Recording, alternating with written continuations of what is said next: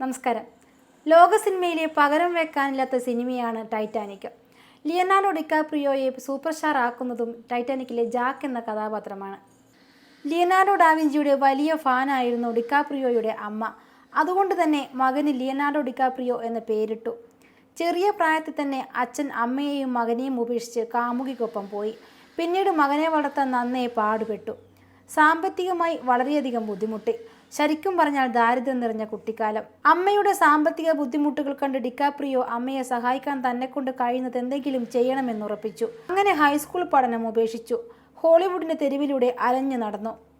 അങ്ങനെയാണ് ഒരു ദിവസം ആരാധകർ പൊതിയുന്ന വലിയ നടന്മാരെ കാണാൻ ഇടയായത്. അപ്പോഴാണ് ആ കുഞ്ഞു മനസ്സിന് ഒരു മോഹം തോന്നിയത്. എനിക്കും ഒരു നടനാവണം, ഒരുപാട് പൈസ ഉണ്ടാക്കണം, പ്രശസ്തനാകണം, അമ്മയെ രക്ഷിക്കണം. അത് മനസ്സിൽ ഉറപ്പിക്കുകയും ചെയ്തു. പിന്നീട് അവസരങ്ങൾ തേടിയുള്ള നടപ്പായി.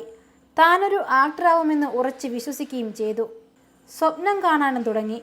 അവസരത്തിനു വേണ്ടി ഓഡീഷനുകളിൽ കയറിയിറങ്ങി 100 ഓഡീഷനിൽ പങ്കെടുത്തിട്ടും ഒരവസരം പോലും കിട്ടിയില്ല. ഒടുവിൽ മനസ്സുമടുത്ത് അഭിനയം എന്ന സ്വപ്നം തന്നെ ഉപേക്ഷിക്കാൻ തീരുമാനിച്ചു. അമ്മയുമായി വേർപിരിഞ്ഞെങ്കിലും അച്ഛനും മകനും തമ്മിലുള്ള ബന്ധം നിലനിന്നിരുന്നു. മകൻ്റെ സ്വപ്നങ്ങൾ ഉപേക്ഷിച്ചതറിഞ്ഞ അച്ഛൻ മകൻ്റെ അരികിലെത്തി വീണ്ടും ആത്മവിശ്വാസം നൽകി. അച്ഛൻ നൽകിയ ആത്മവിശ്വാസത്തിൽ ഡിക്കാപ്രിയോ വീണ്ടും അവസരങ്ങൾ തേടി നടന്നു. ഒടുവിൽ ഒരു പരസ്യചിത്രത്തിൽ അഭിനയിക്കാൻ അവസരം ലഭിക്കുകയുണ്ടായി. പിന്നീട് പല പരസ്യചിത്രങ്ങളിലും സ്ഥിരം നായകനുമായി. അവിടുന്ന് നേരെ ടെലിവിഷൻ സീരിയലുകളിലേക്കും എത്തി. സീരിയലിലെ അഭിനയം കണ്ടിട്ടാണ് 1991 ക്രിറ്റേഴ്സ് 3 എന്ന ചിത്രത്തിലൂടെ അവസരം ലഭിക്കുന്നത്. അതായിരുന്നു സിനിമയിലേക്കുള്ള അരങ്ങേറ്റം. അന്ന് 17 വയസ്സായിരുന്നു ഡിക്കാപ്രിയോയ്ക്ക്.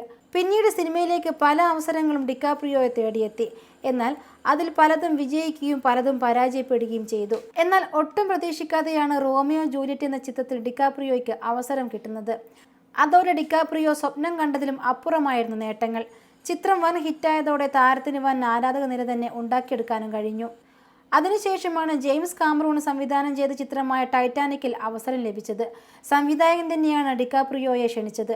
എന്നാൽ ചിത്രത്തിന്റെ അണിയറ പ്രവർത്തകർക്ക് ഡിക്കാപ്രിയോയെ നായകനാക്കുന്നതിൽ താല്പര്യമില്ലായിരുന്നു. 1500 കോടി രൂപ മുടക്കി ചെയ്യുന്ന ചിത്രത്തിൽ ഡിക്കാപ്രിയോയെ പോലുള്ള ഒരു പുതുമുഖ നടനെ നായകനാക്കുന്നത് റിസ്ക് ആണെന്ന് പറയുകയുണ്ടായി.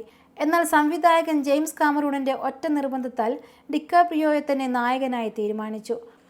ഒടുവിൽ 1997 ടൈറ്റാനിക് പുറത്തിറങ്ങിയപ്പോൾ ലോക സിനിമയെ തന്നെ ഇളക്കി മറിക്കാൻ കഴിഞ്ഞു. ടൈറ്റാനിക് എന്ന ചിത്രത്തിന് 14,000 കോടി കളക്ഷനാണ് ലഭിച്ചത്. ഒറ്റ രാത്രി കൊണ്ട് ഹോളിവുഡിന്റെ നമ്പർ 1 സ്റ്റാർ എന്ന വിളിപ്പേരും ഡിക്കാപ്രിയോയ്ക്ക് സ്വന്തമായി.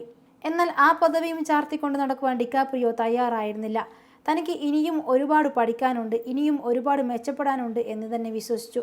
പിന്നീട് അവസരങ്ങൾ കൊടുക്കാതെ മാറ്റി നിർത്തിയവർ പോലും ഡിക്കാപ്രിയോയെ നായകനാക്കി സിനിമയെടുക്കാനുള്ള തിരക്കിലായിരുന്നു. The aviator, blood diamond, the departed, revolutionary road തുടങ്ങിയ സിനിമകളിലെ അഭിനയത്തിനും ഡിക്കാപ്രിയോയ്ക്ക് മികച്ച പ്രശംസ തന്നെ ലഭിച്ചു.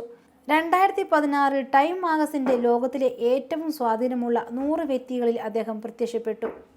ഹോളിവുഡിലെ നമ്പർ 1 സ്റ്റാർ എന്ന പദവിയിലേക്ക് ഡിക്കാപ്രിയോയെ എത്തിച്ചത് അദ്ദേഹത്തിന്റെ ദാരിദ്ര്യവും അമ്മയുടെ കണ്ണീരുമായിരുന്നു.